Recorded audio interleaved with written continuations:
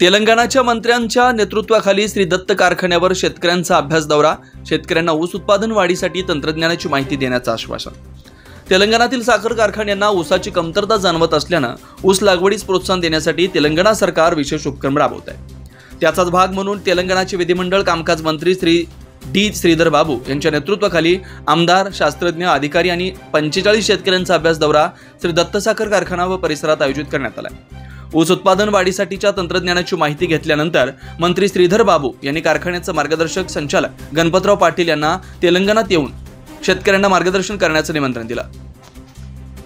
तेलंगणातील सरासरी ऊस उत्पादन हे प्रति एकर 30 टनांपर्यंत आहे, तर श्री दत्त पॅटर्न अंतर्गत 80 टनांहून अधिक उत्पादन मिळतं। त्यामुळे ही पद्धत आत्मसात करण्यासाठी हा अभ्यास दौरा आयोजित करण्यात आला होता। यावेळी शेडशाळ, शिरटी आणि कवटेगुलंद येथील ऊस उत्पादन प्लॉटना भेटी देण्यात आल्या। शेतकऱ्यांना कारखान्याच्या इथेनॉल, कंपोस्ट खत, माती परीक्षण प्रयोगशाळा आणि सुपरकेन नर्सरी तंत्रज्ञानाची माहिती देण्यात आली। विशेषतः शारपट जमिनी सुधारणा व अन्नद्रव्य व्यवस्थापनाचं प्रात्यक्षिक दाखवण्यात आलं।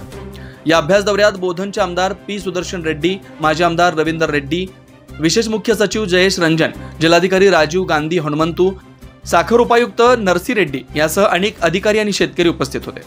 मंत्री श्रीधर बाबू यांनी श्री दत्त पॅटर्नचं कौतुक करून हे तंत्रज्ञान तेलंगणातील शेतकऱ्यांपर्यंत पोहोचवण्यासाठी पुढाकार घेण्याचं आवाहन केलं।